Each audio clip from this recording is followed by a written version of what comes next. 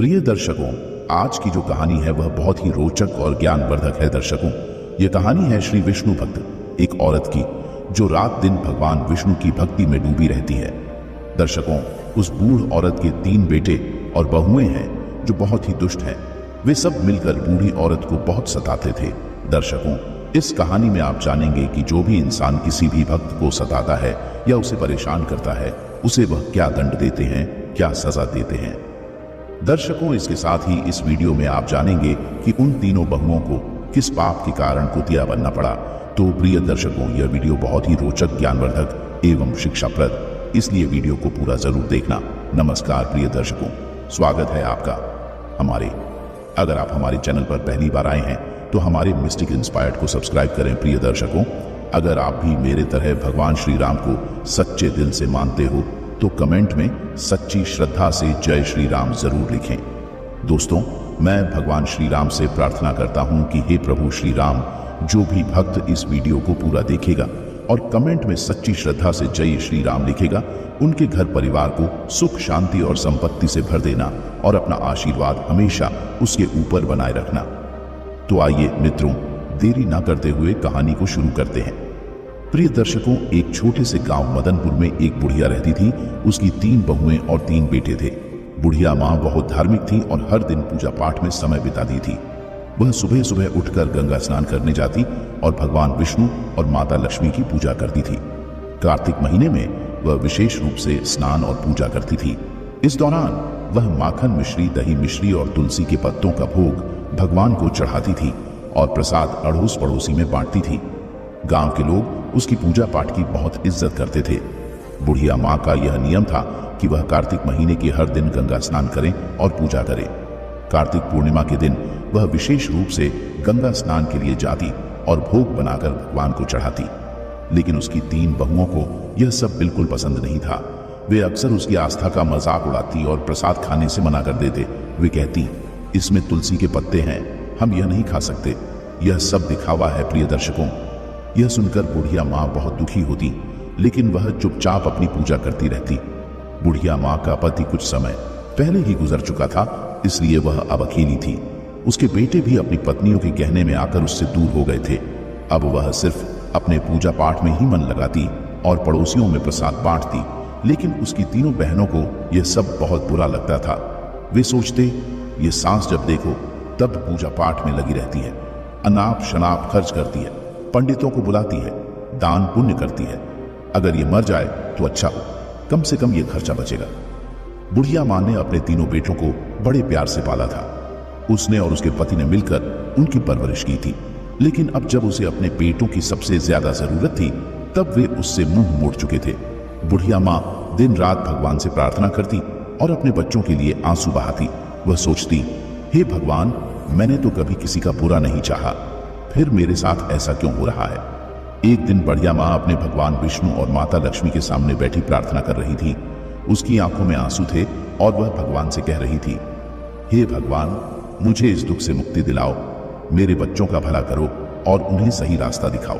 इस तरह बुढ़िया माँ ने अपने पूजा पाठ और दान पुण्य के नियमों को नहीं छोड़ा।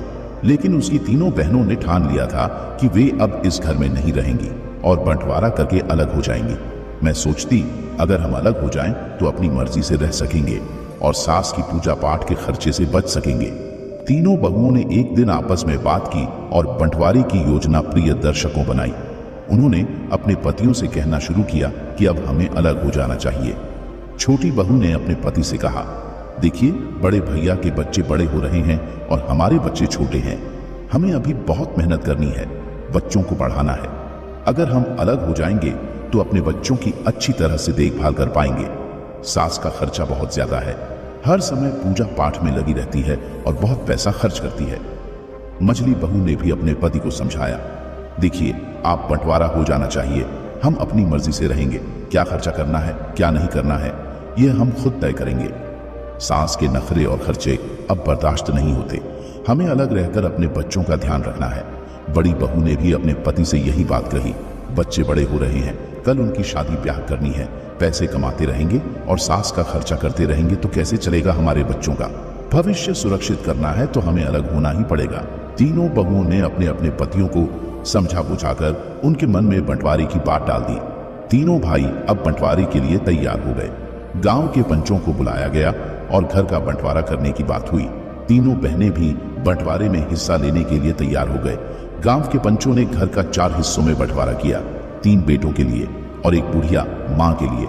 घर का सारा सामान भी 4 हिस्सों में बांट दिया गया। बुढ़िया माँ को कम हिस्सा दिया गया क्योंकि वह अकेली थी और ज्यादा की जरूरत नहीं थी। पंचों ने कहा कि जो भी बुढ़िया माँ को अपने हिस्से में रखेगा वह उसका भी ख्याल रखेगा। छोटी बहू ने साफ मना कर दिया, मैं बुढ़िया माँ को अपने हिस्से में नहीं रख सकती, उसका खर्चा बहुत ज्यादा है, पूजा पाठ में बहुत पैसा खर्च होता है, हमें अपने बच्चों का ध्यान रखना है। मझली बहू ने भी मना कर दिया, मैं भी बुढ़िया माँ को अपने हिस्से में नहीं रख सकती, वह हमें कभी पसंद नहीं करती थी और हमें भी उसकी जरूरत नहीं है।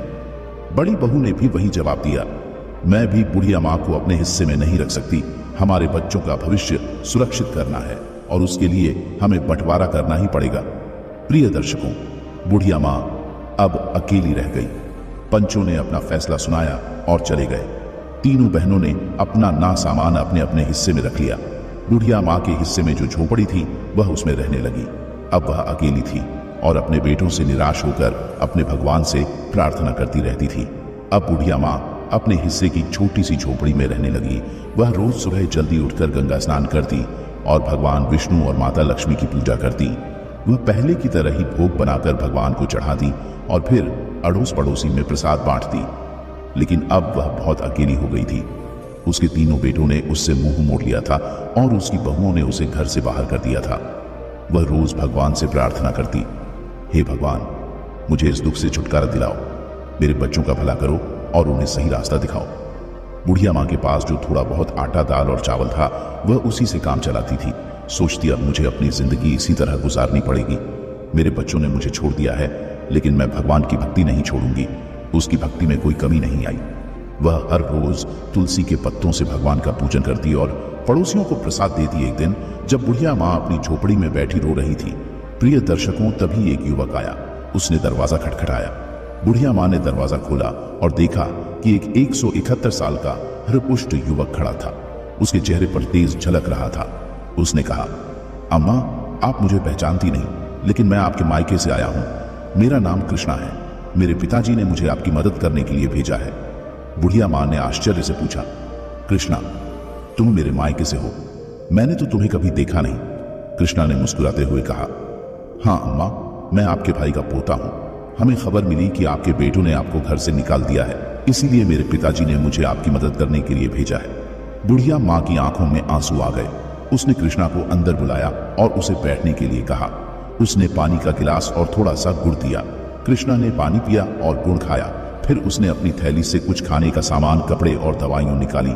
उसने कहा, अम्मा, यह सब सामान मैंने आपके लिए लाया हूं, आप भूखी मत रहना, हम रोज आपको खाना भिजवा देंगे। बुढ़िया माँ ने कृष्णा को आशीर्वाद दिया और कहा, बेटा, तुम्हारा बहुत बहुत धन्यवाद। तुमने मेरे लिए जो किया है उसके लिए मैं भगवान से तुम्हारे सुख समृद्धि की प्रार्थना करूंगी। कृष्णा ने बुढ़िया माँ से विदा ली और वापस चला गया। बुढ़िया माँ ने अपने भगवान का धन्यवाद किया और सोचा, भगवान ने मेरी प्रार्थना सुन ली, अब मैं भूखी नहीं रहूंगी। अब बुढ़िया माँ को रोज खाना मिल जाता था। वह पहले की तरह ही भोग बनाकर भगवान को चढ़ा दी और पड़ोसियों को प्रसाद बांट दी। लेकिन उसकी तीनों बहुओं को यह सब देखकर बहुत जलन होती थी। वे सोचती, है बढ़िया, आखिर कहां से इतना खाना ला रही है? इसके पास कोई कमाने वाला भी नहीं है, फिर यह इतना तंदुरुस्त कैसे हो रही है? तीनों बहुएं बुढ़िया माँ की सेहत देखकर बहुत जलती थी। वे सोचते हैं कि बुढ़िया को हमने इसलिए अलग किया था ताकि वह जल्द ही भूखी प्यासी मर जाए, लेकिन यह तो और तंदुरुस्त होती जा रही है। एक दिन बहुओं ने फैसला किया कि वे बुढ़िया की झोपड़ी में जाकर पता लगाएंगी कि वहां क्या हो रहा है। अगले दिन जब बुढ़िया माँ गंगा स्नान के लिए गई हुई थी, तीनों बहुएं उसकी झोपड़ी में घुस गए। वहां उन्होंने देखा कि झोपड़ी में दाल, चावल, आटा, मसाले, सूखे मेवे और कई तरह का अच्छा खाना रखा हुआ है। बहुएं हैरान रह गई। वे आपस में बातें करने लगी, यह बुढ़िया इतनी चालाक निकली, हमें लगता था कि यह भूखी प्यासी मर रही है, लेकिन यहाँ तो हर चीज का भंडार है। बड़ी बहू ने कहा, इसने जरूर हमारे घर से चोरी करके यह सब जमा किया है। हम काम में लगी रहते थे और यह चोरी चोरी अपना घर भरती रही। अब इसे सबक सिखाना होगा। मझली बहू ने कहा, हाँ, हमें इसे मजा चना चाहिए। देखते हैं कि इसने यहाँ क्या क्या जमा किया है। छोटी बहू ने भी सहमति जताई। सही कहा, हमें इसके खिलाफ कुछ करना होगा। प्रिय दर्शकों, तीनों बहुएं झोली भर भर कर सामान अपने घर ले जाने लगे। जैसे ही उन्होंने खाने का सामान उठाया, उन्होंने देखा कि उसमें तुलसी के पत्ते हैं। गुस्से में आकर उन्होंने तुलसी के पत्ते नाली में फेंक दिए। यह देखकर वे और भी क्रोधित हो गई और सामान उठाकर बाहर फेंकने लगी। तभी एक अजीब घटना घटी। तीनों बहुओं ने देखा कि उनके हाथ पैर धीरे धीरे कुत्ते के पंजों में बदलने लगे। वे डर गई और चिल्लाने लगी, लेकिन कोई उनकी मदद नहीं कर पाया। कुछ ही पलों में तीनों हुए कुतिया बन गई।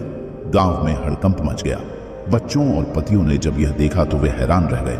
बच्चे चिल्लाने लगे, मम्मी कुतिया बन गई है, पापा देखो मम्मी को क्या हो गया। तीनों बहुओं के पति समझ नहीं पा रहे थे कि यह कैसे हुआ। उन्होंने कोशिश की कि कुतिया को घर से बाहर भगाएं, लेकिन वे घर छोड़ने को तैयार नहीं थी।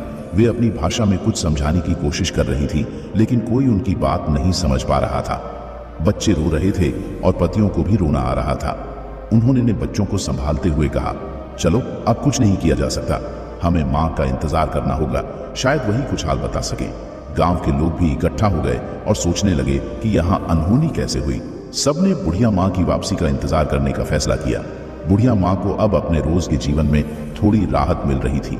कृष्णा रोज खाना लाकर रख जाता था और बुढ़िया माँ भगवान का भोग लगाकर पहले की तरह प्रसाद बांटती थी, लेकिन उसे इस बात का कोई अंदाजा नहीं था कि उसके घर में क्या हो रहा है। उसे यही लगता था कि सब कुछ पहले जैसा ही चल रहा है। इधर तीनों बहनें कुतिया बनकर घर के आंगन में बैठी थी। उनके पतियों और बच्चों को घर का सारा काम करना पड़ रहा था। वे बहुत परेशान थे और अपनी माँ की वापसी का इंतजार कर रहे थे। गांव के लोग भी इस अजीब घटना से हैरान थे। हर कोई यही कहता था कि यह सब बढ़िया माँ की भक्ति और उसकी तपस्या का फल है। एक दिन गांव के कुछ लोगों ने बुढ़िया माँ को गंगा स्नान के लिए जाते देखा। उन्होंने सोचा कि अब उसे सारी बात बतानी चाहिए। वे उसके पास गए और बोले, माई, तुम्हारे घर में कुछ अजीब हो रहा है। तुम्हारी तीनों बहनें कुतिया बन गई हैं। बुढ़िया माँ को यह सुनकर बहुत आश्चर्य हुआ। उसने सोचा कि यह कैसे संभव हो सकता है। उसने तुरंत गंगा स्नान किया और घर की ओर लौट पड़ी। उसके दिल में बहुत सारी आशंकाएं थीं। उसने भगवान से प्रार्थना की, हे भगवान, मेरे घर की रक्षा करना और मेरे बच्चों को सही रास्ता दिखाना। जब बुढ़िया माँ घर पहुंची तो उसने देखा कि गांव के लोग उसके घर के सामने इकट्ठा थे। उसने पूछा, क्या हुआ, यहाँ इतनी भीड़ क्यों लगी है? गांव वालों ने उसे सारी घटना बताई। बुढ़िया माँ ने अपने बेटों को बुलाया और पूछा, यह सब कैसे हुआ, तुम लोगों ने क्या किया? बेटों ने रोते हुए अपनी माँ को सारी कहानी सुनाई। उन्होंने कहा, माँ, हमसे बहुत बड़ी गलती हो गई। हमारी पत्नी ने तुम्हारे सामान को नाली में फेंक दिया था और उसी समय भी कुतिया बन गई। अब हमें नहीं पता कि उन्हें कैसे ठीक करें। बुढ़िया माँ ने अपने बेटों को दिलासा दिया और कहा, भगवान सब ठीक करेंगे, तुम लोग घबराओ मत। बुढ़िया माँ ने अपने भगवान से प्रार्थना की और उनसे समाधान मांगा। उसने सोचा कि शायद किसी साधु बाबा के पास इसका समाधान हो सकता है। प्रिय दर्शकों, उसी समय एक साधु बाबा गांव में आए। बुढ़िया माँ ने उन्हें अपने घर बुलाया और सारा हाल बताया। साधु बाबा ने ध्यान से सारी बातें सुनी और कहा, यह सब तुम्हारी भक्ति और तपस्या का फल है, लेकिन चिंता मत करो, इसका उपाय भी है। बुढ़िया माँ ने पूछा, बाबा कृपया मुझे उपाय बताएं, मैं अपने बच्चों को इस हालत में नहीं देख सकती। साधु बाबा ने कहा, तुम्हें कार्तिक महीने में विशेष पूजा करनी होगी। तुम्हारे स्नान के पानी से तुम्हारी बहुओं को नहलाना होगा और ब्राह्मणों को भोजन कराकर उनके झूठे भोजन को बहुओं को खिलाना होगा। इससे वे अपने असली रूप में वापस आ जाएंगी। बुढ़िया माँ ने साधु बाबा को धन्यवाद दिया और अपने बेटों को यह उपाय बताया। बेटों ने कहा, माँ, हम तुम्हारी हर बात मानेंगे, हम इस उपाय को जरूर पूरा करेंगे।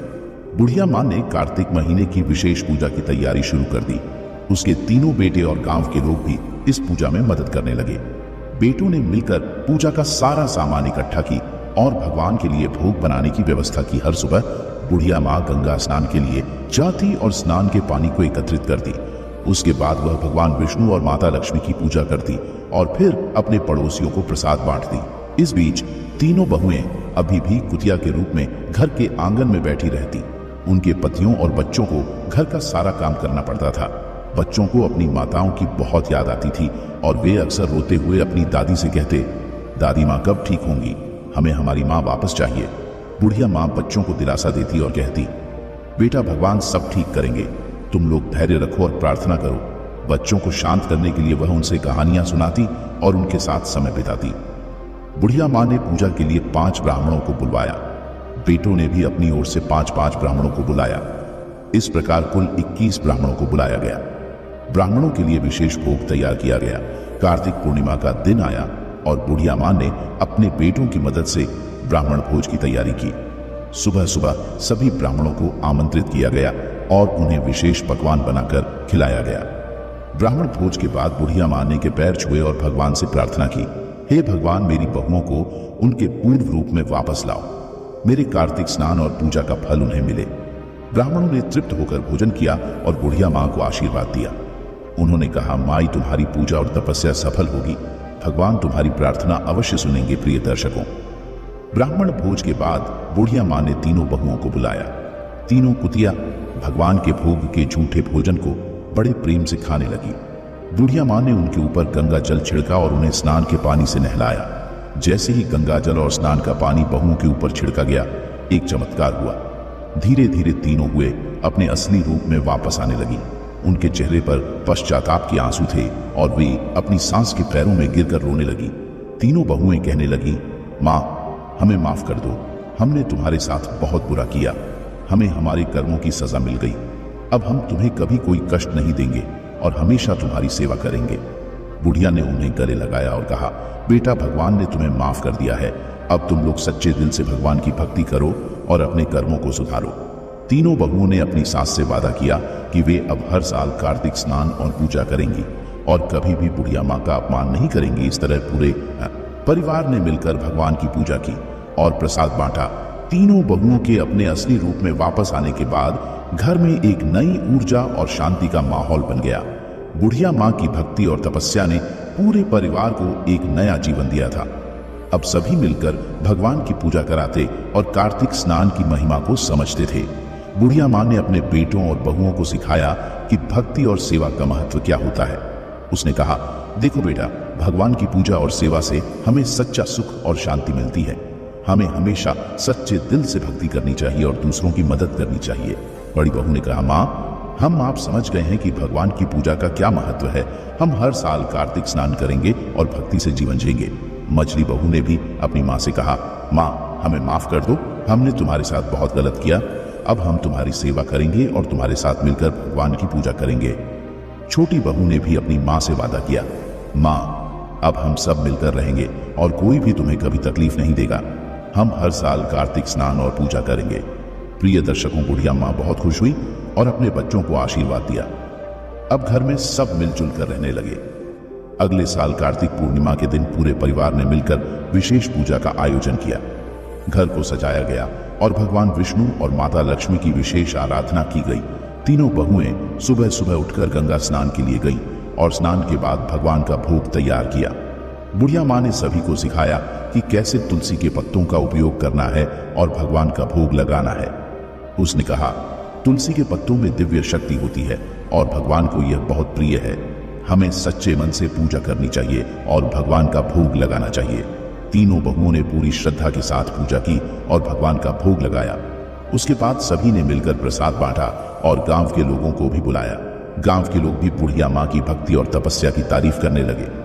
भगवान की कृपा से अब परिवार में सुख और समृद्धि आने लगी। तीनों भाइयों का व्यापार अच्छा चलने लगा और घर में खुशियों का माहौल बन गया। अब तीनों बहुएं भी अपनी सास की सेवा में लगी रहती और हर काम में उनकी मदद करती। तीनों भाइयों ने भी अपनी माँ से वादा किया कि वे अब कभी भी उसे अकेला नहीं छोड़ेंगे और हमेशा उसकी सेवा करेंगे। वे सब मिलकर हर त्योहार और शेष अवसरों पर भगवान की पूजा करते और प्रसाद बांटते। बुढ़िया माँ का जीवन अब पूरी तरह से बदल चुका था। उसकी भक्ति और तपस्या ने पूरे परिवार को एक नई दिशा दी थी। अब सब मिलकर भगवान की आराधना करते और जीवन में सुख शांति पाते। एक दिन बुढ़िया माँ ने अपने बच्चों और बहुओं को बुलाकर कहा, बेटा, भगवान ने हमारी प्रार्थना सुनी है और हमें सुख शांति दी है।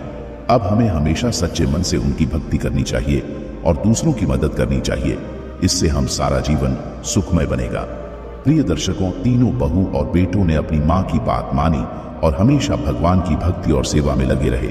अब घर में हमेशा खुशियों का माहौल बना रहता और सब मिलजुल कर रहते। इस तरह बुढ़िया माँ की भक्ति और तपस्या ने पूरे परिवार को एक नई दिशा दी और भगवान की कृपा से उनके जीवन में सुख शांति और समृद्धि आ गई। प्रिय दर्शकों, इस कहानी से हमें यह सीखने को मिलता है कि भक्ति, सेवा और सच्चे मन से की गई प्रार्थना हमेशा फलदायी होती है।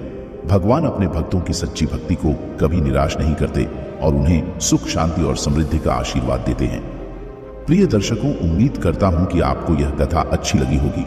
तो दर्शकों, यह थी आज की ज्ञानवर्धक वीडियो। अगर आप ऐसे ही रोचक कहानियों और ज्ञानवर्धक कथाओं का लाभ अधिक से अधिक लेना चाहते हैं तो इस वीडियो को लाइक करके हमारे इस चैनल मिस्टिक इंस्पायर्ड को अभी सब्सक्राइब करें और इस वीडियो को अपने दोस्तों एवं परिवार के साथ साथ शेयर भी जरूर करें। और दोस्तों, अगर आप भी मेरे तरह श्री राम जी के भक्त हैं तो कमेंट बॉक्स में सच्ची श्रद्धा से जय श्री राम अवश्य लिखें। धन्यवाद।